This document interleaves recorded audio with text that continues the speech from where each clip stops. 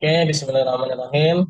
Alhamdulillah di pagi yang cerah ini ya kita dapat kembali berjumpa dalam acara perkuliahan yang ke-6 ya. Nggak terasa udah ke-6 aja nih ya. Besok ke-7 saya tuh UTS. Habis itu ke-8 ya. 9 sampai akhirnya nggak terasa atau satu semester aja ya.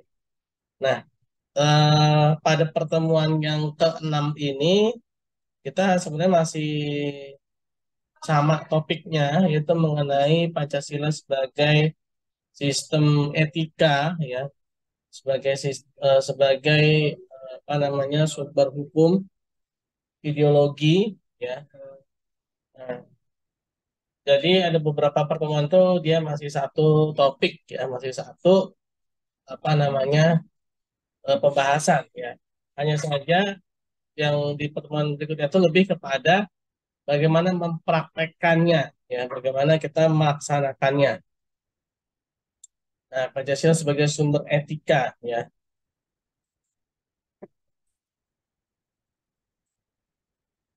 Nah, Pancasila sebagai sistem etika. Nah, etika artinya, nah, ini, apa sih etika itu? Nah, etika itu dari bahasa Yunani ya, yang bernama ethos. Ethos itu secara etimologisnya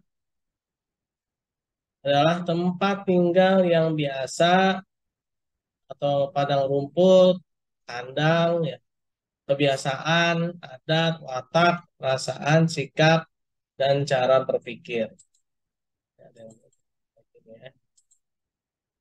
Nah, secara etimologis, ya, etika ini diartikan sebagai ilmu tentang sesuatu yang bisa dilakukan, yang biasa dilakukan atau ilmu tentang adat kebiasaan. Ya, jadi etika itu mengenai adat kebiasaan. Nah, artinya di sini dia masih netral ya, hanya bicara mengenai adat kebiasaan.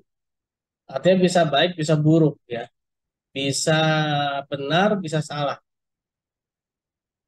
Pokoknya kebiasaan aja. Mau kebiasaannya baik, mau kebiasaannya buruk, itu etika. Ya. Nah, di sini etika masih bebas nilai di sini ya. Bicara tentang apa namanya kebiasaan ya. Nah, hanya saja memang ya ketika bicara etika itu selalu identik dengan yang baik-baik itu ya.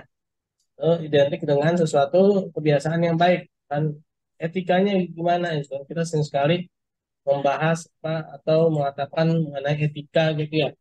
Ketika kita ingin mengkritik atau ingin menegur seseorang ya ketika kurang sopan ya kita selalu mengatakan etikanya gimana kan padahal secara pengertian dasar etika sendiri ternyata artinya netral ya yaitu tentang segala sesuatu yang biasa dilakukan ya kan kalau misalkan biasanya mencuri ya itu etikanya itu ya mencuri gitu ya karena di sini kan nggak dibilang apa eh, sesuatu yang baik gitu ya sesuatu yang apa harus apa tidak menyakiti orang lain kan nggak ada di sini kan di sini etika ini artinya ternyata dia sangat bebas nilai gitu ya. Bahkan arti etika itu sendiri adalah etos ya. Tempat tinggal yang biasa ya, tempat tinggal gitu kan. Bahkan padang rumput kandang kebiasaan ya kandang itu maksudnya apa sih ya tempat pulang gitu ya tempat yang biasa disinggahi gitu kan. Nah, ini juga apa tidak bicara tentang baik dan buruk. Kalau misalkan mohon maaf gitu ya, biasa pulangnya misalkan ke tempat-tempat yang kurang baik, ya berarti ya itu etikanya begitu gitu loh. Dia tidak mengatakan baik dan buruk di sini. Dia hanya mengatakan etika itu adalah segala kebiasaan aja, gitu ya. Kalau kebiasaannya itu suka mencaci orang, ya, ya berarti etikanya begitu, ya. Ini apa artinya ini etika itu secara netral gitu, tidak baik dan tidak buruk ya. Walaupun kita sekarang ini ketika ngomong etika pasti selalu mengarah pada yang baik gitu ya. Padahal secara pengertian dasar etika itu netral ya. Mau baik dan buruk kalau kebiasaannya ya seperti itu tuh dibilang sudah etikanya gitu ya. Sudah apa namanya sesuai dengan etika, gitu kan? Ya, etika ini menjadi bias, ya. Artinya itu bias etika itu.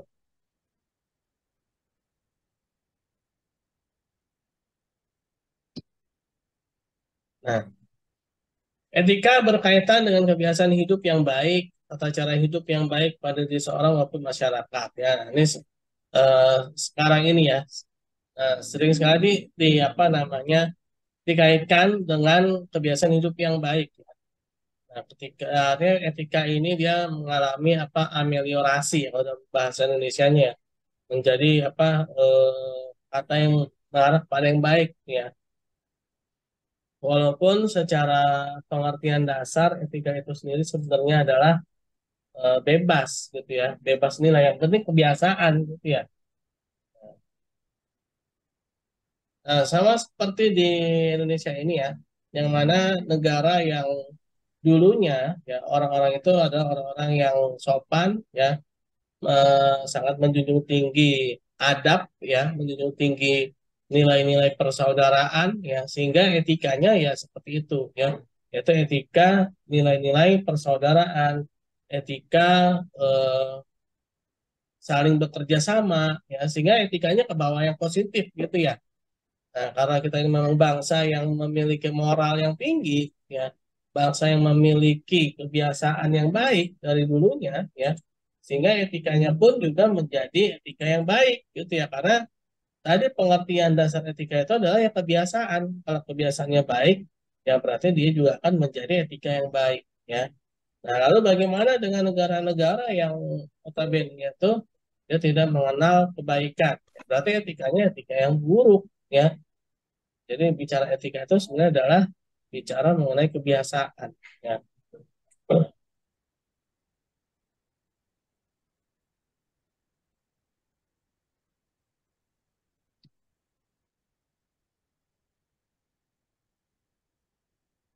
Nah, etika dalam arti luas, ilmu yang membahas tentang kriteria baik dan buruk. Ya. Jadi secara pengertian luas ya, kalau kita ngomong etika, memang bicara tentang kriteria baik dan buruk. Kita sering sekali mengatakan ada orang yang kurang sopan, kurang baik, untuk mengatakan bagaimana etikanya, maksudnya bagaimana kriteria yang baik dan buruknya gitu ya. Bagaimana tolak ukur sesuatu itu dikatakan kebaikan atau suatu keburukan. Ketika kita nih teman-teman misalkan yang suka ikut organisasi nih ya. Nah, ada Amanda Gusti Arsy ya. Halo Amanda. Kenapa, Pak? Amanda suka ikut organisasi apa? Oh, kalau sekarang saya sih belum ikut yang di kampus. Baru semester 1 ya. Iya, Pak. Oh ya, mungkin kalau di rumahnya pernah jadi RT, RW atau lurah atau karang taruna atau apa di rumahnya Paling ada OSIS sih, Pak. aktivitas Itu apa juga OSIS dulu OSIS. Iya, dulu. waktu SMA ya. Enggak, Pak, SMP. SMA saya nggak ada OSIS karena COVID gitu, Pak. Oh, waktu Nggak. SMP Gitu. apa? Nggak ada sama sekali. Iya, Pak. Iya, SMA nggak ada, Kak. Nggak digituin, nggak diadain. Karena Ya, masih berarti online. oh iya, masa pandemi ya COVID ya. Iya Iya, benar Pak. 3 tahun lah ya. Nggak terasa ya. Lulus atau lulus lulus sudah SM apa udah lulus SMA ya. SMP Iya, Pak. ya 3 tahun ya, sehingga ya kurang lah ya ketika bersosialisasi ya. Ya setidaknya waktu SMP lah ya, mungkin pernah apa namanya bersosialisasi gitu ya, pernah Iya, Pak. berkomunikasi Benar. dalam suatu rapat ya, musyawarah gitu ya. Nah ini Iya, Pak, bagaimana benar. nih ya eh, ketika bermusyawarah itu ya, nah, pasti kan eh, ya kita harus menghargai pendapat orang lain gitu ya, harus mendengarkan orang lain ya. Iya, Nah, Pak, benar. kalau Ratu Balkis gimana nih Ratu Balkis? Iya, Pak. Nah, Palingan pernah ikut ikut organisasi apa aja? lagi ikut organisasi Kastrat, Pak, di fakultas, Pak. Apa tuh? Maaf, Kajian dan strategi advokasi, Pak. kajian yang strategi. Advokasi, Pak. Oh, kamu fakultas hukum ya? Aku fakultas farmasi, Pak. Oh, tapi ini ya, ada masuk ke ini juga ya. Bagus sih, ya. Jadi jangan Ya, terkungkung juga ya. Nah, itu udah betul, pernah Pak. ikut rapat-rapatnya, udah. Sudah, Pak. Jadi kayak mengkaji isu-isu kefarmasian aja, Pak, yang 2023 gitu, Pak. Oh, gitu.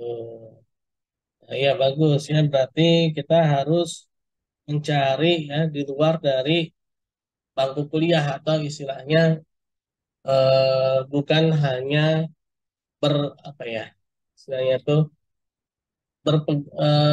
mengandalkan pada ini aja ilmunya tuh jadi ada juga ilmu-ilmu yang di luar dari bangku kuliah gitu ya. Kalau kita kuliah ya itu usahakan ya usahakan jangan hanya tergantung pada eh, ilmu yang ada di kuliah saja ya. Tapi bukan berarti juga malah terabaikan ya. Jangan. Maksudnya gini, yang menjadi modal pokoknya itu adalah ya ilmu-ilmu ketika kuliah ya modal pokoknya. Nah, labanya itu ilmu yang di luar kuliah ya. Artinya kita nggak akan dapat laba kalau nggak ada modal pokok gitu kan ya. Nah, ini terkadang kita suka salah ya. Ini nggak apa-apa ya saya intermezzo aja. Karena kita suka salah nih ketika menjadi mahasiswa. Saya pun juga ya. Kita mencari yang di luar, ya kita mencari laba, tapi modal pokok kita nggak ada, ya. Nah itu salah ya. Jadi artinya ini modal pokok ini penting gitu ya. Tapi ya kalau bisa jangan modal pokok aja lah yang kita dapetin. Jangan cuma BEP lah gitu istilahnya ya. Mana caranya dapetin laba, gitu kan? Dapetin keuntungan. Nah keuntungan itu ya ilmu-ilmu yang di luar dari aku kuliah gitu ya. Nah, salah satunya berorganisasi ya. Nah, dengan berorganisasi kita tuh sebenarnya lebih enak dan lebih leluasa ya mengamalkan, mempraktekkan ilmu-ilmu ya. Salah satunya ini etika dalam Pancasila ya. Nah, etika dalam Pancasila ini bagaimana nih dalam berorganisasi kan? Nah, jadi kita itu bukan hanya teori ya, tapi juga dalam mempraktekkan. Nah, jadi seperti itu ya. Nah, Ratu Balkis, ada Muhammad Kevin Ramadan. Ini nama Kevin ini banyak ya. Hadir. Ikut organisasi apa, Vin? Ini pada off cam begini kenapa nih? Saya belum mandi, Pak. Oh, astagfirullah. Aduh, Kevin, mandi Kevin. Saya ikut Oke, ya udah nggak oh, apa-apa. Tapi besok-besok nanti ya, mentang-mentang di rumah ya. Ya, ya, Pak. kamu ikut organisasi apa, Vin? Di kampus saya ikut ada 5, Pak. Wih, mantap apa aja tuh, Vin? Di fakultas ada basket, terus ada kayak akustik gitu, terus klub bahasa Inggris, sinemakom, terus kalau di di universitas foto UP, Pak. Hmm, yang sering bersinggungan secara langsung mengutarakan pendapat tuh apa itu ya? Eh,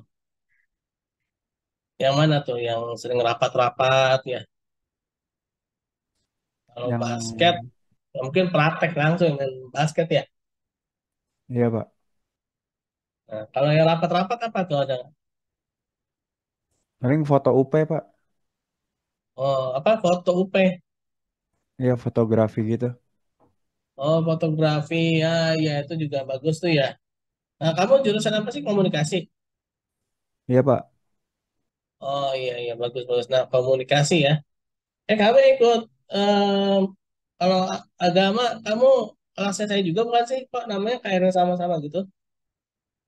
Bukan, Pak. Kan ya, beda ya. Soalnya kayak Kevin itu ada juga tuh ya. Kevin itu sering sekali itu saya dapetin masih namanya Kevin. Kevin banyak ya. Kevin, teman saya juga ada Kevin ya. Terus yang film Home Alone itu dulu ya, itu Kevin juga. Yang nama Kevin itu banyak ya.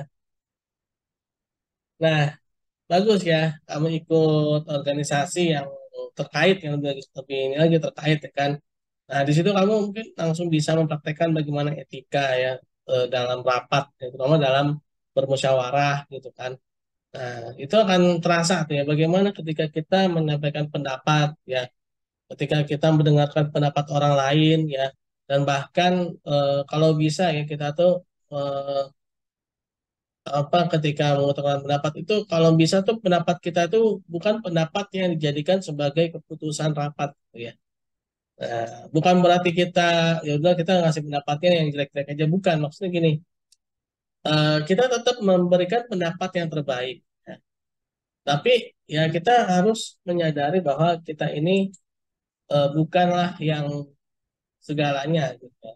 Masih ada orang lain yang dia bisa jadi lebih tepat kita kan pendapatnya daripada kita ya. Sehingga kita tidak terbawa emosional dalam mengutarakan pendapat kan, merasa paling eh, wah gitu ya pendapatnya, merasa paling wow gitu kan, merasa yang paling tinggi pendapatnya ya. Sehingga kita meremehkan pendapat orang lain ya. Nah itu eh, etika ya kan. Nah ketika kita rapat ya, bermusyawarah ya, ketika kita berorganisasi itu kan terasa banget tuh ya, ada ilmu-ilmu yang seperti itu ya, ada ilmu-ilmu yang itu ilmu wisdom ya, kebijak kebijaksanaan ya. Bijak gitu ya, ilmu yang bijak. Nah, inilah etika ya, kita mengamalkan etika ya. Ini ada nih etika pada umumnya sebagai pemikiran filosofis mengenai segala sesuatu yang dianggap baik atau buruk dalam perilaku manusia. Dikatakan juga sebagai keseluruhan perilaku manusia dengan norma dan prinsip-prinsip yang mengatur disebut moralitas atau etika. Nah, etika juga sering sekali dikaitkan dengan moralitas. Ya. Nah, terbawa, ya artinya etika ini mengalami ameliorasi itu ya kalau dalam bahasa Indonesia ya. Jadi ada apa ya yang menjadi baik gitu ya. Kan ada piorasi, ada ameliorasi ya kan dalam bahasa Indonesia kan. Kalau piorasi itu menjadi buruk gitu ya, awalnya sama-sama netral ya. Seperti kata apa perempuan ya. Nah, kata perempuan itu mengalami piorasi ya kan. Ya sekali kalau ada seorang orang tua gitu ya yang menegur anak perempuannya ketika dia sering pulang malam, ya kan sering melakukan mungkin yang tidak diketahui oleh orang tuanya, selalu dikatakan mau jadi perempuan apa kamu, gitu kan? Nah, sehingga kata perempuan itu mengalami peorasi, soalnya perempuan itu kata perempuan ya, bukan jenis kelaminnya ya. Ada kan ada sebutan wanita, ada sebutan perempuan ya kan. Nah, yang wanita ini mengalami ameliorasi ya. Nah, yang peorasi yang perempuannya ya. Nah, sayang sekali eh, ketika menegur seseorang wanita ya yang mungkin ya agak-agak dinilai kurang baik, selalu dikatakan mau jadi perempuan apa kamu gitu kan. Jarang yang mengatakan mau jadi wanita apa kamu, jarang ya, pasti kata-katanya.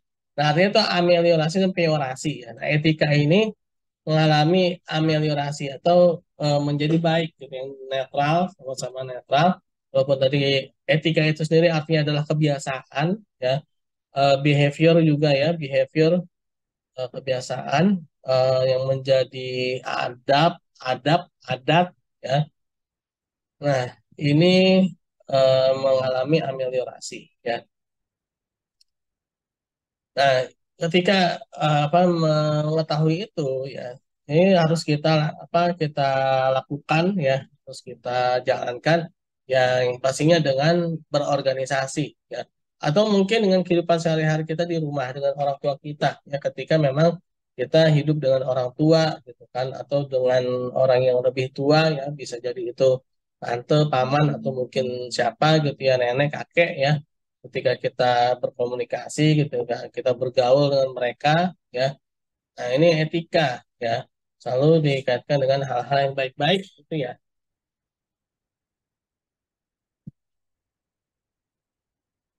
Nah, etika dan etiket ya. Ada kata etika, ada kata etiket.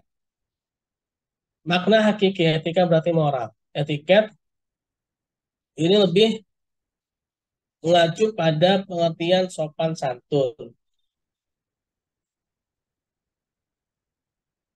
Nah, jadi etiket ya lebih pada pengertian sopan santun adat istiadat. Nah, kalau dari sisi asal usul kata etika berasal dari kata etos atau etos tadi. Kalau etiket ini dari etiquette ya. Nah, kalau masalah mengatur perilaku manusia secara normatif, etika lebih mengacu pada filsafat moral yang merupakan kajian kritis tentang baik dan buruk. Ya. Etiket mengacu kepada cara yang tepat, yang diharapkan serta ditentukan dalam suatu komunitas tertentu. Itu etika dan etiket. Ya. Jadi kalau bicara mengenai cara yang tepat, yang diharapkan, serta ditentukan. Ya. Jadi kalau etiketnya dia lebih terfokus. Etiket. Caranya misalkan eh, bersih gitu ya. Gimana caranya biar bersih? Caranya itu ya etiketnya disapu, dipel gitu ya. Jadi kalau etikanya itu misalkan tadi ya menciptakan ruangan yang bersih, etikanya itu bersih. Nah, etiketnya itu adalah ya tadi disapu, dipel, ya, dikasih minyak wangi, gitu kan.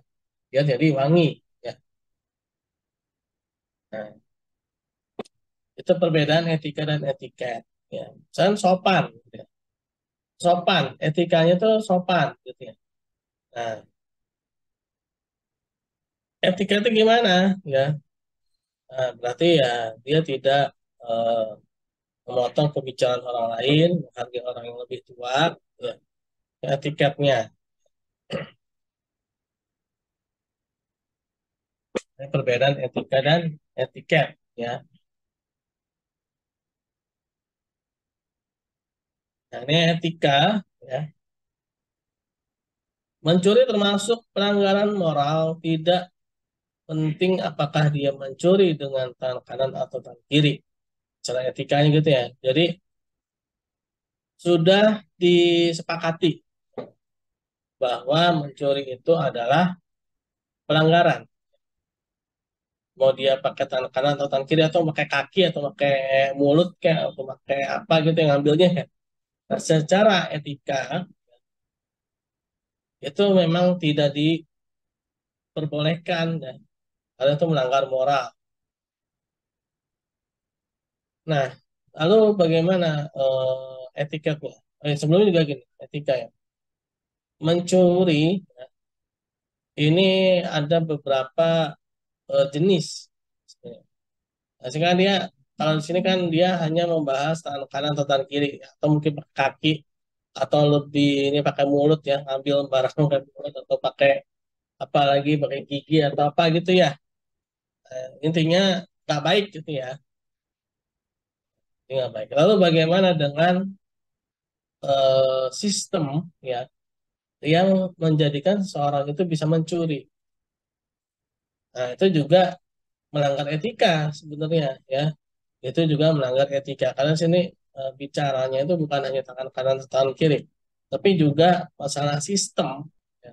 Yang mana sistemnya itu mendukung atau menjadikan seorang itu adanya gap ya, atau adanya jurang pemisah antara orang yang memiliki kekuasaan dengan orang yang tidak memiliki kekuasaan ya.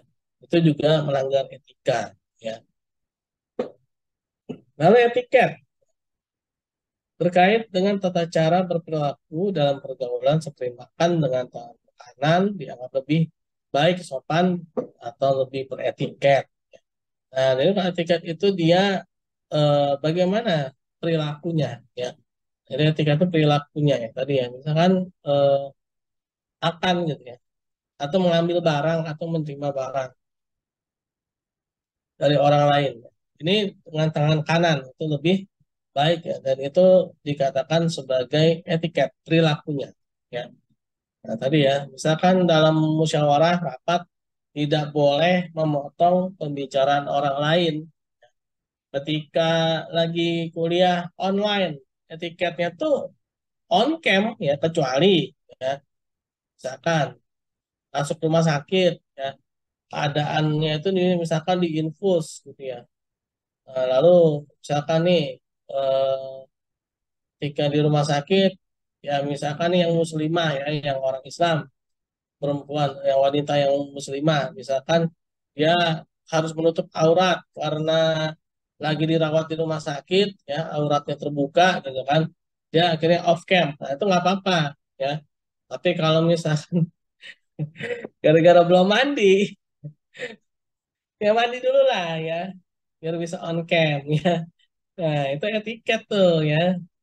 Nah, jadi ya tolong ya, jadi ya mungkin ya karena kebiasaan libur ya memang membuat mager ya, harus gerak ya, sehingga mandi pun juga merasa malas. Tapi kalau saya tadi ya, karena cuacanya panas banget ya, rasanya itu tadi aja saya tuh pagi-pagi jam 5:30 ya, itu udah gerah banget gitu loh ya.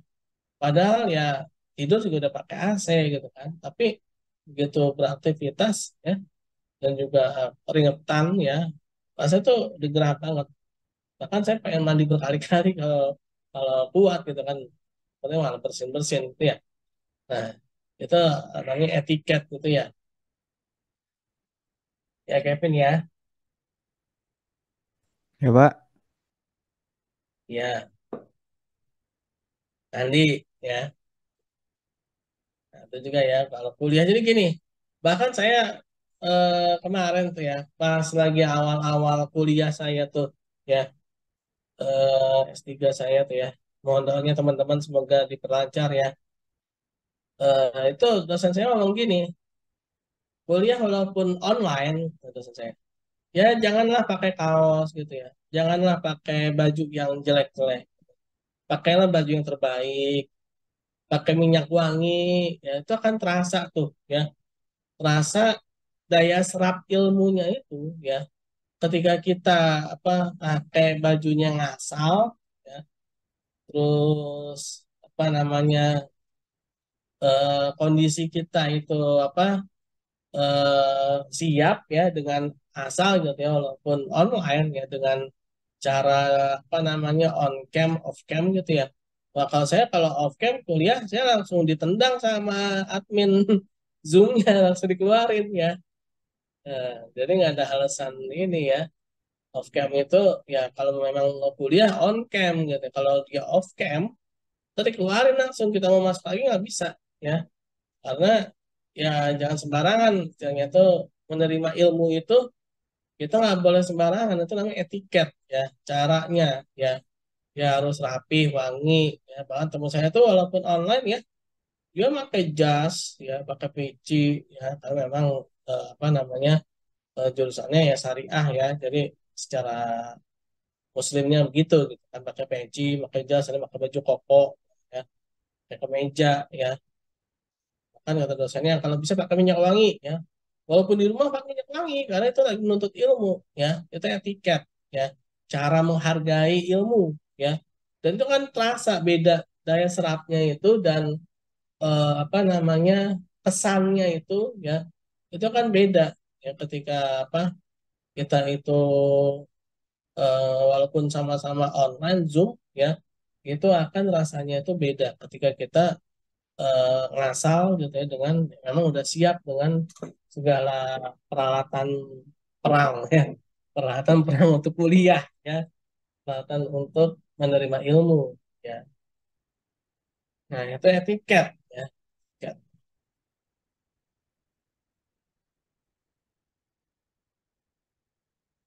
Nah ini ada beberapa aliran etika dan karakteristiknya.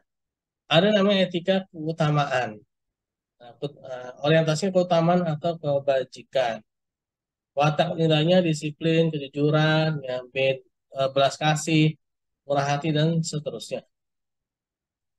Nah, lalu keterangannya, moralitas yang didasarkan pada agama kebanyakan menganut etika keutamaan. Ya, dia lebih kepada Moralitas disesuaikan pada keagamaan, agama ya. Kalau ada aliran etika teleologis, yaitu konsekuensi atau akibat. Misalkan gitu, akibat kebut-kebutan ya, membawa kendaraan dengan kecepatan tinggi, ya secara etikanya ya kamu akan celaka gitu. Bisa menyebabkan kamu nabrak atau ketika kamu membawa kendaraan dengan kecepatan tinggi di tepi jurang, kamu bisa masuk ke jurang. Jadi ada konsekuensi, ada akibatnya ketika kita apa namanya melakukan hal yang kurang baik. Atau misalkan akibat kita tidak menghargai orang tua, ya, ya akibatnya kita akan hidupnya susah, ya. Dan apa namanya banyaklah akibat-akibatnya, ya. Itu konsekuensi, ya, namanya teleologis. Mata nilainya kebenaran dan kesalahan disasarkan pada tujuan akhir. Jadi, jadi apa namanya tolak ukurnya ketika kebut-kebutan, ya kalau kalau celaka berarti kamu itu dianggap kurang beretika gitu. Nah, tapi ini juga sebenarnya kurang ini ya. Tujuan akhir itu kan sebenarnya bisa macam-macam juga ya teman-teman ya. Bahkan ada orang yang mungkin dia hanya berdiri aja di pinggir jalan gitu ya. Memang sudah takdirnya ketabrak gitu kan. Ya itu bisa juga dibilang dia tidak beretika kan. Padahal dia sopan kan. Dia hanya berdiri menunggu kendaraan ya di trotoar ya. Nah, kalau ditanya pada lihat tujuan akhirnya juga sebenarnya tidak bisa juga dikatakan dia tidak beretika kan. Nah, keterangan aliran etika yang berorientasi pada konsekuensi hasil seperti ayo apa nih eudaimonisme, hedonisme dan utilitarianisme ya. Nah, ini etika teleologis ya, dia hanya pada konsekuensi atau akibat. Misalkan gini, kamu kalau pelit ya, kamu akan punya banyak uang. Tujuan akhirnya kan dia pengen ngumpulin uang. Nah ini ya, ini namanya utilitarianisme. Ya, dalam ekonomi itu ada namanya capitalism behavior. Ya, nah, ini sebenarnya kurang apa ya? Teknologis ini sebenarnya dia kekurangannya itu hanya melihat pada hasil akhir. Ya. Dia tidak melihat pada proses. Ya, teknologis ini ya. Nah, sehingga ada cara-cara yang kurang tepat itu bisa dikatakan beretika. Ya.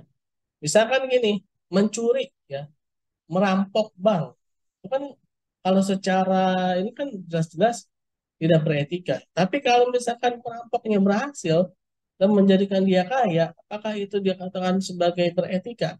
Nah, inilah teori di sini dia tidak melihat hal yang seperti itu sepertinya ya. Hanya pada hedonisme, utilitarianisme, ya, eudaimonisme, ya. Nah, lalu ada lagi etika deontologis, kewajiban atau keharusan, layak, ya, kepatutan, ya, layak, kepatuhan dan kepantasan, ya. Nah, ini misalkan apa? Ya, tadi tuh ya kuliah, ya, ketika menuntut ilmu, ya, ya pakai kemeja lah, ya, atau mungkin pakai alma mater, ya, walaupun di rumah, ya, atau mungkin apa di mana gitu, ya, tapi ya kita harus pakai pakaian yang pantas, pakai kemeja lah minimal ya. Pakai kaos ya, terus juga mandi ya, mandi ya, dan on cam ya, dan off cam. Tuh saya tuh kalau kuliah off cam kalau ada alasan yang tepat misalkan bilang misalkan mau ke belakang atau mau ke kamar mandi gitu ya, kita izin off cam ya sebentar gitu kan. Biasanya nulis di room Zoom itu kan. Oke, boleh. Saya off cam dulu sebentar mau buang air kecil. Nah, itu diperbolehkan kan. Atau apa istilahnya tadi ya, ada kewajiban keharusan yang secara tertulis misalkan tadi tuh kuliah harus on cam ya, jadi nggak harus juga diingetin ayo on cam gitu kan. Nah, nggak seperti itu juga ya, apalagi teman-teman di sini kan sudah jadi mahasiswa kan, mahal ya, itu udah besar gitu ya, mahal ya, ini udah di atas siswa kan. Ya cuma on cam off cam lah, itu nggak usah lah disuruh-suruh ya, itu kesadaran lah ya. Yang pasti kesadaran itu maksudnya itu ya harusnya on cam, ya bukan off cam tanpa ada alasan yang jelas ya. Ini saya juga apa masih untung ya teman-teman ya, saya masih bikin rekaman gini ya, sehingga teman-teman mungkin ada sebagian yang kurang nyimak ya, itu jadi bisa apa ya bisa di sini. Oke, kita mulai lagi.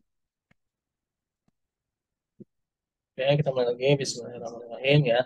Nah, tadi itu ya, jadi ini namanya etika deontologis ya, kelayakan atau pantasan ya. Ini tadi ya teman-teman ya yang mentang-mentang online ya, jangan sampai tuh kita kuliahnya belum mandi gitu kan ya. Eh, ya masih banyak kotoran matanya di matanya gitu ya. Tuh namanya kelayakan ya. Nah, ini pandangan etika yang mementingkan kewajiban seperti halnya pemikiran Immanuel Kant yang terkenal dengan sikap imper apa nih imperatif kategoris ya, perbuatan baik dilakukan tanpa pamrih ya. Nah, jadi tadi tuh teman-teman ya, ketika on cam, Pak, saya on cam nih, kasih nilai lebih dong. Kan, ya enggak ya, itu istilahnya memang udah jadi kewajiban dasar ya. Ya itu dampaknya kamu yang akan merasakan sendiri ya. Mungkin nanti ketika ujian kamu akan merasa lebih pede ya dibandingkan mungkin teman-temannya yang memang sudah niatnya kurang baik ya, dia off cam sengaja, lalu dianya kemana ya, ininya kemana ya, kameranya kemana, dianya di mana gitu kan, diajak kemana-mana ya, atau mungkin dia di situ tapi dianya apa tidur-tiduran ya, atau mungkin dianya sambil ngerokok, ngopi ya. Nah, itu artinya deontologis gitu. Dia akan nanti rasanya itu ketika ketika ujian gitu ya. Pasti akan beda tuh dengan orang yang memang dia duduk rapi, on cam ya, dan dia memang sudah siap untuk kuliah ya. Dia bisa jadi ketika ujian dia walaupun nggak belajar dia udah nyangkut ilmunya ya. Itu deontologis ya, sesuatu yang memang udah pasti itu nggak usah di istilahnya nggak usah ayo nih ada sayembara nih dalam 14 sesi ini misalkan yang on cam saya kasih apa duit gitu ya, kasih uang gitu kan. Nah, nggak usah kayak gitu ya itu memang sudah apa kelayakan lah, sudah layaknya harusnya on cam gitu ya, itu namanya etika ya.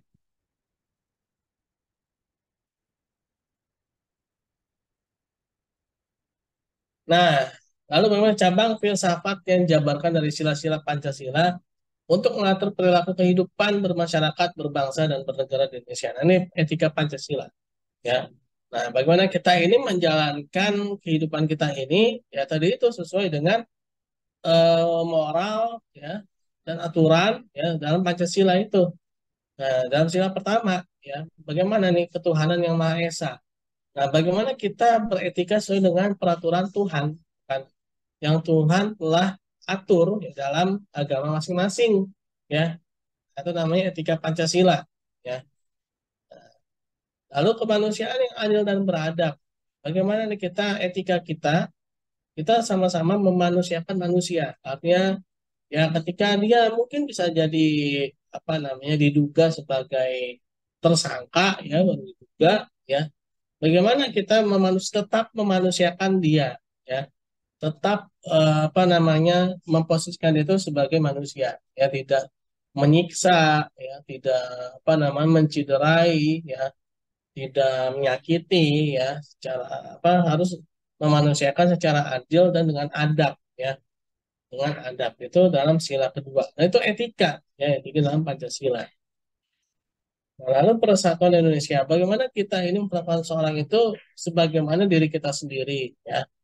Nah, merasa kita ini satu dengan orang lain gitu ya. Ketika ada orang lain yang mungkin tersakiti ya, nah kita merasa bagian dari mereka ya. Nah, persatuan ya. Jadi eh, dalam Pancasila ini secara tidak langsung juga mengatur secara etika.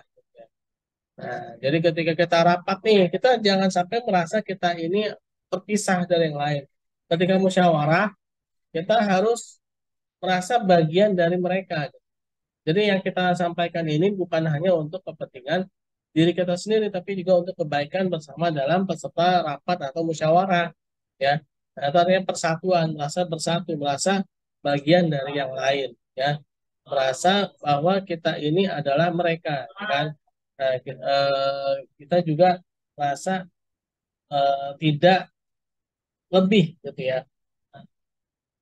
Nah, itu namanya persatuan, ya. Lalu dalam sila keempat, ya, kerakyatan yang dipimpin oleh hikmat dan dalam kebijaksanaan, permusyawaratan, perwakilan, ya. Nah, ini juga bagaimana nih etika, ya, eh,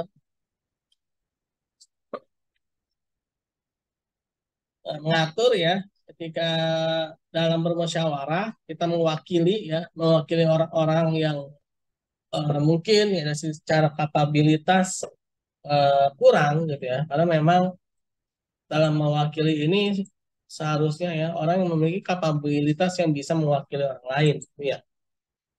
Nah, harus dengan kebijaksanaan ya, kebijaksanaan ya dengan hikmat. Ya, hikmat itu dengan ilmu ya. Nah, jadi mewakili orang lain itu harus ada ilmunya ya. Jadi bukan serta merta mewakili gitu saja, dan juga tidak bisa juga semua orang itu dianggap sama ya. Nah, karena tidak semua orang itu memiliki kapabilitas yang sama ya. Kenapa ada sistem perwakilan? Karena dia mewakili ya. Dan mewakili ini bukan cuma mewakili yang enak-enak. Terkadang kan apa ya, kalau kita lihat iklan-iklan ya, lagi iklan-iklannya siapa tuh dulu tuh yang terkenal tuh yang Om Jin itu ya. Iklan, padahal iklan rokok itu ya kan kurang baik ya, tapi iklannya tuh lucu juga ya, mendidik juga tuh ya, tentang orang-orang yang apa, eh, wakil rakyat gitu ya. Jadi dia hanya mewakili yang enak-enak gitu kan. Nah, saya ini wakil rakyat miskin, minta dinaikkan ya kan, atau wakilnya dihapuskan ya, berarti ya dia jadi rakyat miskin gitu ya. Nah, jadi dalam mewakili ini ya, etikanya itu adalah harus memiliki ilmu ya. Tidak bisa sembarangan mewakili ya. Tidak bisa sembarangan dalam apa namanya, menyampaikan aspirasi ya, menyampaikan keinginan ya. Nah, dia harus ada etikanya. Nah, lalu sila kelima, keadilan sosial bagi seluruh rakyat Indonesia. Ini juga etika juga. Bagaimana kita memposisikan secara adil seluruh orang ya. Sosial itu seluruhnya. Keadilan sosial bagi seluruh rakyat Indonesia. Artinya apa? Adanya kesamaan ya pada masyarakat, eh, baik itu di mata hukum, baik itu di mana-mana gitu ya. Ya apalagi ya, mungkin kalau yang Muslim ya, yang Muslim contohnya ya, ketika masuk ya ke dalam masjid gitu ya, dia mau pakai, ini contohnya ya, mungkin kalau yang agama lain boleh ya. Misalkan nih made nih ya, nih made ya, boleh juga nanti kan mau ngasih contoh ya.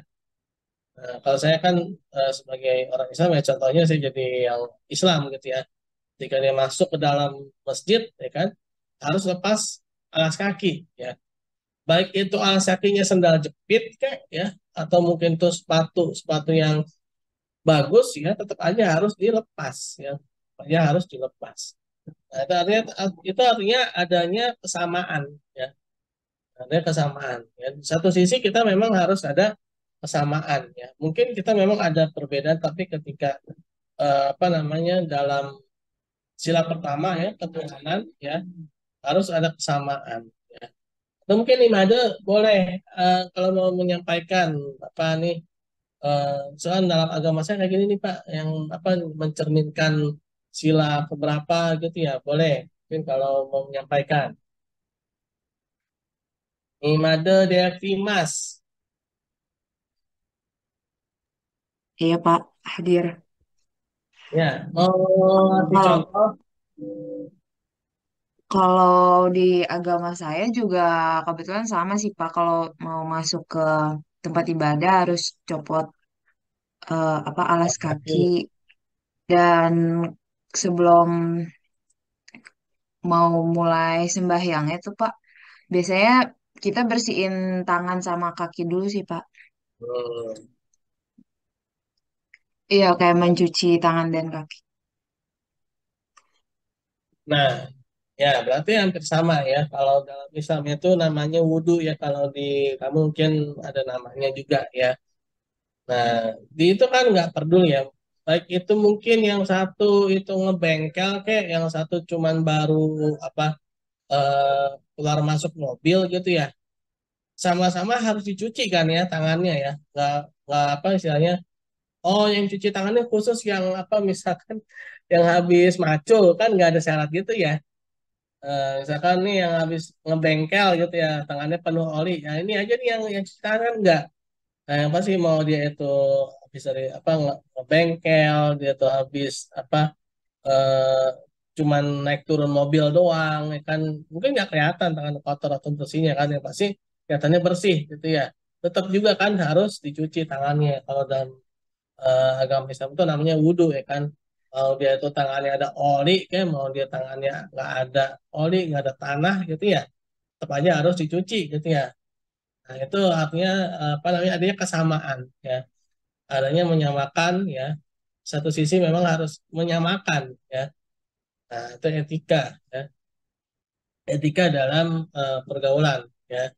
Nah itu dalam sila kelima itu keadilan sosial bagi seluruh rakyat Indonesia. Artinya ya adil gitu ya, semua orang tuh dia harus diposisikan sesuai dengan porsinya ya. Dia tidak boleh melihat hanya pada karena jabatan, karena apa eh, kekuasaan ya, karena ya punya lagi punya wewenang gitu ya. Nah itu dia berarti melanggar etika Pancasila ya.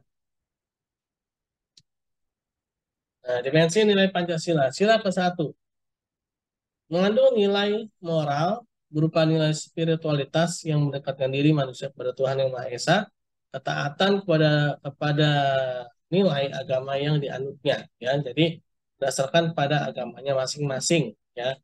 Lalu dimensi moral berupa nilai spiritualitas, ya. Jadi Pancasila itu dia mengandung semua agama, ya, mengandung semua agama. Lalu yang kedua, mengandung dimensi humanis, kemanusiaan, ya. Artinya menjadi manusia yang lebih manusiawi. Ya, kemanusiaan, memanusiakan manusia, ya, manusiakan manusia. Yaitu upaya meningkatkan kualitas kemanusiaan dan pergaulan bersama. Ya, jadi kita sama manusia yang menghargai, saling tolong menolong, ya, itu dimensi sila kedua, ya. Lalu sila ketiga mengandung nilai solidaritas, persatuan, ya, adanya rasa persaudaraan, ya, rasa kebersamaan cinta tanah air, ya. Nah, jadi dalam bergaul, ya, dalam berorganisasi, merapat, ya, dan sebagainya, ya, dalam di rumah pun juga, ya, kita harus juga merasa bagian dari orang yang ada di rumah, ya. Jadi adanya nilai-nilai persaudaraan, ya, nilai-nilai ya kita harus merasa sama lah dengan orang-orang yang ada. Nah, sila keempat, ya, dimensi nilai Pancasila pada sila keempat. Mengandung dimensi nilai sikap menghargai. Oke, ya, silakan ya. Oke, terima kasih Amanda sudah konfirmasi. Nah, ini etiket ya namanya. Nah, sila keempat mengandung dimensi nilai berupa sikap menghargai orang lain. Ya. Ini juga ya, dan sila keempat itu dia kerakyatan dipimpin oleh hikmat dan kebijaksanaan, permusyawaratan, perwakilan. Ya, artinya hikmat. Hikmat itu telah saya jelaskan ya. Mengandung arti hikmah, artinya itu adalah ilmu. Ya. Hikmah, dia juga bisa berarti juga eh, melayani. Ya. Khidmat, ya, berasal dari kata bahasa Arab atau khodimat. Khodimat itu maksud pelayan. Ya. Hikmat itu bisa berarti melayani dan juga bisa juga berarti hikmah, ya, berarti ilmu. Jadi melayani rakyat, ya, dengan bijak, ya, dengan ilmu, ya. Artinya dia tidak semena-mena, artinya dia tidak seenaknya saja, itu ya. Nah, itu dalam sila keempat yang disebutkan dalam memimpin rakyat, beretikanya memimpin rakyat, ya. Itu harus ada ilmunya dalam memimpin, ya. Harus ada apa namanya? Etikanya dalam memimpin, tidak boleh seenaknya, ya. Nah, itu dalam sila keempat itu ya, rakyatan yang dipimpin, rakyat yang dipimpin, ya, oleh hikmat, ya, dalam kebijaksanaan, ya kan.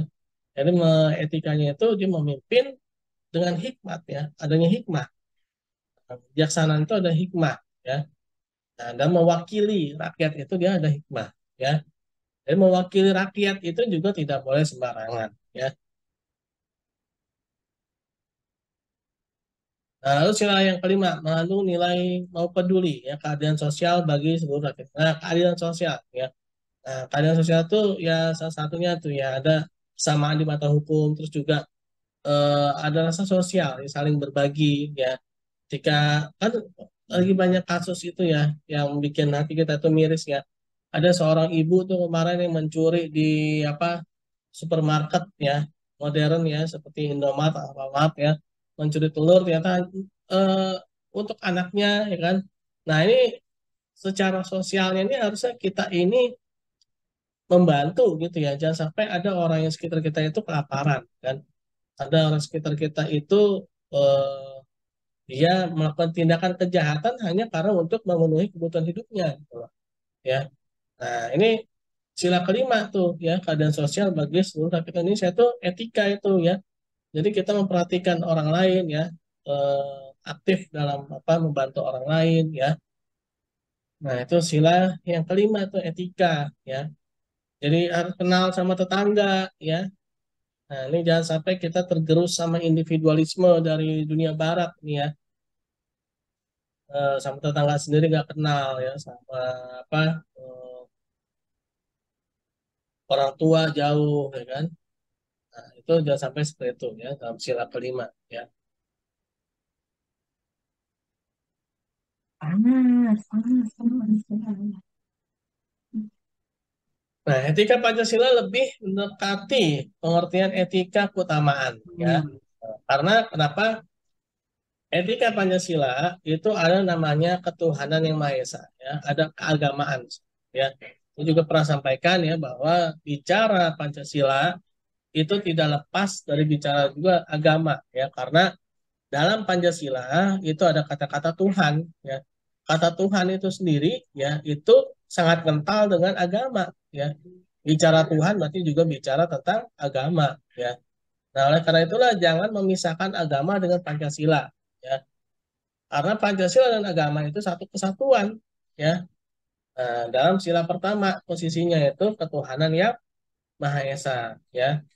Nah, jadi, ya, jangan sampai, ya, ada suatu sistem wawancara, interview yang menanyakan antara agama, kamu pilih mana, agama atau Pancasila? Nah, itu bodoh itu yang nanya kayak gitu, ya. Jelas-jelas di dalam Pancasila itu ada kata ketuhanan yang Maha Esa, ya. Nah, bicara saat Tuhan itu ada bicara masalah agama. Artinya itu bukan suatu pilihan, ya. Itu suatu kesatuan, ya. Itu satu kesatuan.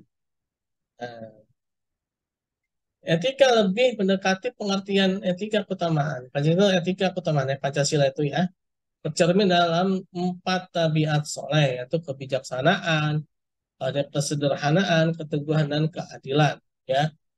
Nah, kebijaksanaan pada sila keempat, ya, sederhanaan, ya, kemanusiaan, ya, teguhan, ya, itu keteguhan itu dalam sila ketiga persatuan, ya, dan keadilan itu sila kedua dan sila kelima, ya. Sehingga ini sangat kental dengan nilai-nilai agama, ya. Ketika Pancasila ini sangat kental dengan nilai-nilai agama. Nah, tinggal kita mempraktekannya dalam kehidupan sehari-hari, ya, dalam apa kita ini sebagai bangsa, ya. yang besar itu bangsa Indonesia, ya, yang hidup di apa namanya tengah-tengah masyarakat yang heterogen, ya. Nah, kita mengamalkannya, ya, Pancasila ini.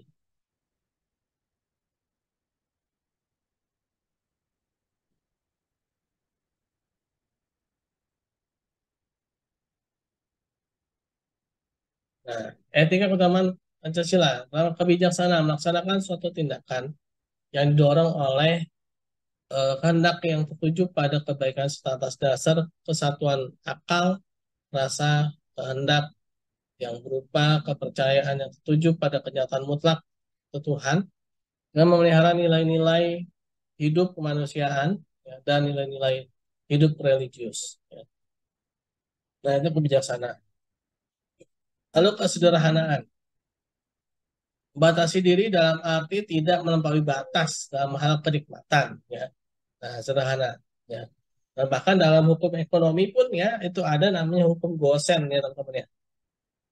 Ini apa batas ekonomi ini, ya.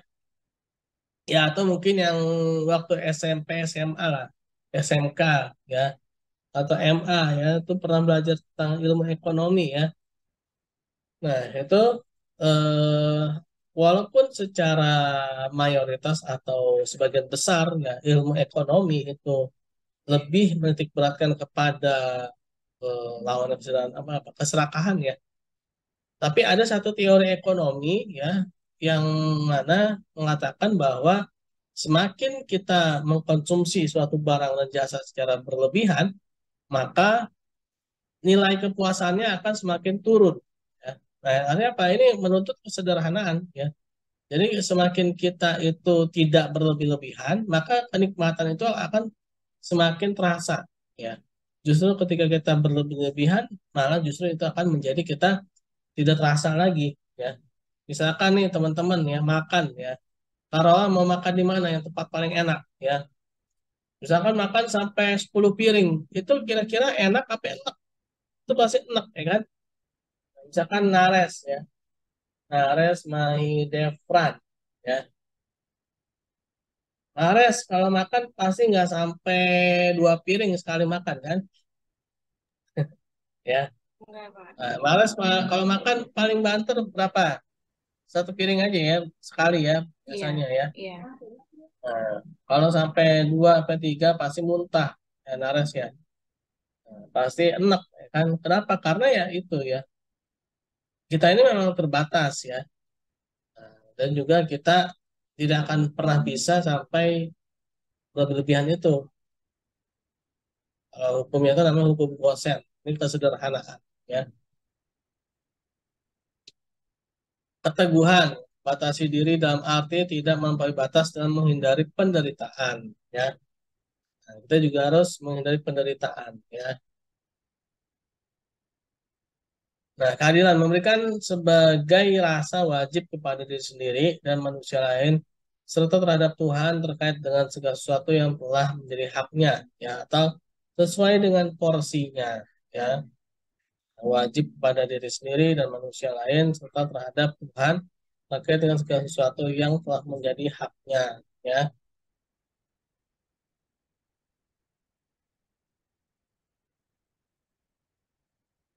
Nah, urgensi Pancasila sebagai sistem etika. Nah, pertama, apa sih penting Pancasila sebagai sistem etika? Ya, banyaknya kasus korupsi yang melanda negara ini, ya, sehingga dapat melemahkan sendi-sendi kehidupan berbangsa dan bernegara, ya. Nah, pertama, korupsi dia merasa berarti kurangnya pengawasan terhadap Tuhan, ya. Dan ya yang lebih kecilnya lagi itu kasus besar, ya. Korupsi itu kasus besar. Ya kasus-kasus kecil lah, ya, misalkan nih lampu merah, ya, itu berarti apa? Harus berhenti, ya. Nah, jangan sampai, ya, mentang-mentang nggak ada Pak Polisi dan kondisi jalanannya sepi, gitu, ya, terobos aja tuh, kan, lampu merahnya tuh, ya. Nah, itu berarti apa? Dia korupsi juga, ya, korupsi dalam waktu, ya, rasa bahwa Tuhan itu tidak ada. Jadi gini, lampu itu hanya memang lampu, tapi ada yang lebih substantif dari lampu itu. Artinya apa? Artinya hak orang lain ini ya jalanan ini lagi buat hak orang lain dulu, hak yang sebelah sana dulu jalan, gitu ya.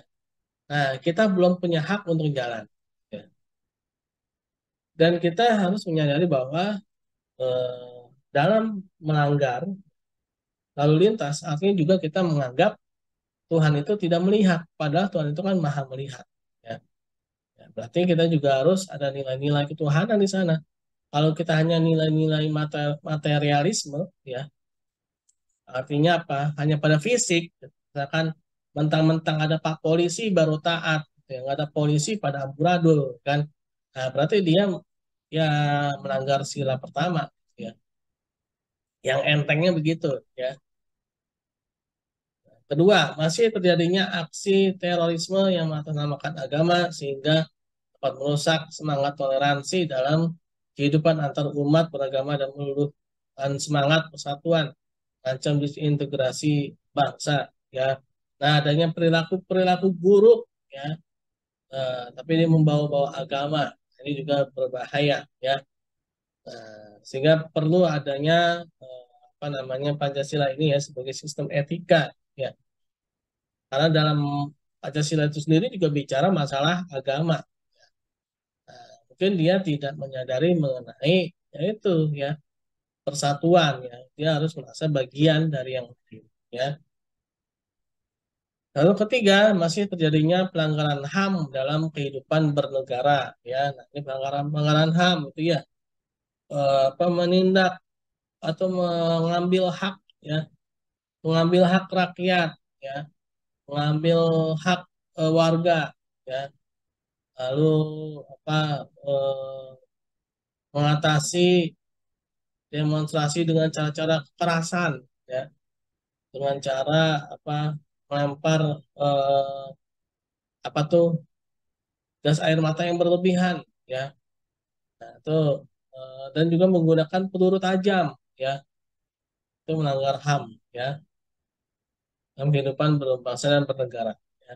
Seharusnya menyadari ya bahwa ada nilai ketuhanan yang Maha Esa, ada nilai kemanusiaan, ya, memanusiakan manusia, ya, merasa wah ini yang menyampaikan aspirasi, ya mungkin ya itu juga kita merasa bagian dari dia, ya mungkin dia ada haknya yang belum diberikan, ya, ya dikomunikasikan secara baik-baik, ya. Dan juga kalau memang apa harus dikembalikan berarti harusnya dikembalikan, ya. Lalu apa kerakyatan yang dipimpin memimpin dengan hikmah, ya. Ketika berhasil memimpin dengan hikmah, ya insya Allah nggak akan ada lagi yang demo-demo, ya. Nggak akan lagi yang menyampaikan aspirasi secara eh, keras, ya, secara merusak, ya. Mungkin ya satu sisi memang ada provokator, tapi provokator itu nggak akan muncul kalau tidak ada demonya. Demo nggak akan muncul kalau hak rakyat terpenuhi, ya. Nah, gimana cara memenuhi hak rakyat? Ada hikmah, ada ilmunya, ya. Nah, ada kebijaksanaannya, ada kebijakannya, ya. Nah, lalu keadilan sosial bagi seluruh rakyat Indonesia, ya. Nah, artinya apa? Semuanya itu harus sama, ya. Dan juga harus saling membantu, ya. Udah banyak kasus tuh, ya. Ya, seorang ibu mencuri telur gara-gara anaknya kelaparan, nggak punya uang. Nah, ini pertanyaannya kemana tetangganya? Lalu juga kemarin yang miris itu tuh, ya. Seorang anak ya bocah kalau nggak salah namanya Muhammad Rauf, ya. Nah ini ternyata dia ditelantarkan sama orang tuanya dan akhirnya dia meninggalnya di tangan ibunya. Wah ini ada sadis sekali ini, ya, ini luar biasa, ya. Apa namanya di tengah-tengah bangsa yang besar ini, ya, yang memiliki ideologi Pancasila juga sebagai sistem etika ada kasus kayak begitu, gitu loh. Nah ini berarti kita lemah ini, ya. Biologinya lemah nih. Kok bisa? Ya. Nah, berarti ini kemana tetangganya? Walaupun sebenarnya apa?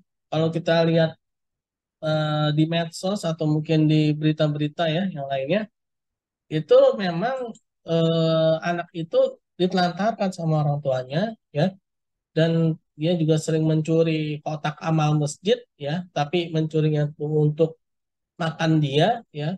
Nah, seharusnya ini yang seperti itu dirangkul sama masyarakat sekitar ya.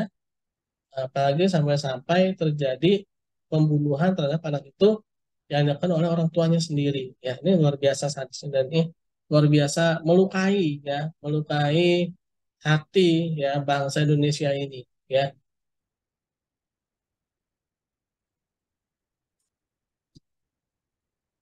Nah, keempat ya, adanya ada kesenjangan ya, kesenjangan antar kelompok masyarakat ya. Ada orang yang punya rumah besar sekali ya, sampai-sampai rumahnya itu nggak ditempatin ya, sampai-sampai yang nempatin pembantunya, gitu ya. Saking banyaknya dia punya rumah. Ada juga orang yang nggak punya rumah sama sekali, sampai-sampai tidurnya itu di gerobak ya, ada rumah gerobak ya kan sekarang ya banyak ya. Nah, itu kan kesenjangan tuh, ya. Bagaimana ini, ya, kita sebagai bangsa yang besar ini, bangsa yang memiliki ideologi Pancasila ini bisa ada ketimpangan yang seperti itu. Hmm. Ada kesenjangan antar kelompok, ya. Ada yang kaya, kaya sekali, ya. Ada yang miskin, miskin sekali. Nah, ini seharusnya tidak ada yang seperti itu, ya.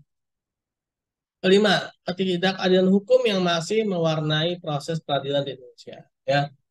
Nah, itu saya jadi ingat ini ya, ada apa tuh kalau teman-teman suka ngeliat apa sinetron-sinetron di TikTok ya, di snack video ya, atau mungkin di YouTube ya, yang nyindir-nyindir itu ya, apa uang apa mengenai uang ya, jadi semua itu dibeli oleh uang ya, keadilan pun juga dibeli oleh uang ya. Oke lah, lewat aja lah, skip lah ya. Lalu yang keenam ya, banyaknya orang kaya yang tidak bersedia membayar pajak dengan benar. Nah, ini ya, orang kaya ya tidak membayar pajak ya. Memang seharusnya yang dibebani pajak itu ya orang-orang kaya ya. Jadi pajak itu buat apa sih selain apa untuk membayar apa ini ya pajak itu kan dikumpulkan ya untuk fasilitas negara dan juga untuk orang-orang yang terkait dalam proses kenegaraan itu ya. Nah, dan juga ada sebagian pajak juga mungkin bisa jadi untuk menyantuni juga gitu ya. Nah, ini dari mana sih? Ya orang-orang kaya itu ya. Orang-orang yang memang memiliki harta yang lebih. Sehingga ketimpangan itu bisa dikurangi ya. Ketimpangan itu bisa berkurang dengan adanya pajak. Ya, bukan justru malah membuat semakin curam ya. Malah membuat semakin dalam ya antara yang kaya dan miskin ya. Nah, hal tersebut memperlihatkan pentingnya dan mendesaknya peran kedudukan Pancasila sebagai sistem etika karena dapat menjadi tuntutan atau sebagai leading principle bagi warga negara untuk berperilaku sesuai dengan nilai-nilai Pancasila. Ya, oleh karena itulah ada namanya itu dulu ya P4 itu ya pendidikan apa Pancasila ya pendidikan pedoman ya pada Pancasila ya. Nah, seharusnya apa ya adanya P4 yang lebih ini lagi ya, yaitu mendalam, mendarah daging dari sejak usia dini. Ya, ya pertama nih, misalkan sila pertama ketuhanan yang maha esa. Nah, berarti ketika menjalankan sila pertama ini, ya diserahkan pada agamanya masing-masing. Ya, menjalankan menurut agama masing-masing. Ya, nah, terus yang sila kedua kemanusiaan yang adil dan beradab. Nah, bagaimana ini kita bisa menghargai sesama manusia ya dengan cara-cara yang adab-adab ya sopan santun ya. Ada pendidikan adab, ada pendidikan budi pekerti ya, ada pendidikan tentang sopan santun gitu ya. Lalu persatuan Indonesia ya. Lalu ada praktik di bagaimana nih ketika ada orang yang celaka di jalanan ya ada kecelakaan. Nah, jangan jangan cuma dijadiin konten ya. Ini kadang-kadang kita zaman sekarang nih ya, ada kecelakaan mau ditolong malah dibikin konten ya. Masukin ke dalam medsos. Astagfirullah ya. Ini kelakuan orang zaman sekarang nih ya. Mentang-mentang informasi ini bisa disebar dengan cepat, kecelakaan itu ditolong ya, bukan dijadikan konten ya. Nih kadang-kadang konten apa-apa jadi konten ya. Nah, kalau kerakyatan yang dipimpin oleh hikmat kebijaksanaan ya, permusyawaratan perwakilan ya. Nah, ini juga menjadi leading principle ya. Bagaimana ini ya memimpin ya dengan cara yang benar ya. Nah, itu harus ada prakteknya tuh ya. Keadilan sosial bagi seluruh rakyat Indonesia. Nah, ini berbagi ya, saling tolong menolong ya. Oke, itulah pertemuan kita yang keenam. Nanti absennya seperti biasa saya buatkan linknya di deskripsi ya. Dan juga teman-teman ya biasa ada resumenya ya. Nah, resume itu untuk nilai tugas ya. Karena nanti di apa tuh? Nah, apa namanya sih? Ini ya, jadi ada UTS, UAS, tugas, perilaku, kehadiran itu ya, komponen nilai ya, itu ya, ada tugas. Nah, ini resume itu untuk tugas ya, jadi bisa membantu nilai ya. Jadi seperti itu teman-teman ya, untuk pertemuan sekarang. Ada yang mau ditanyakan? Ada yang mau bertanya?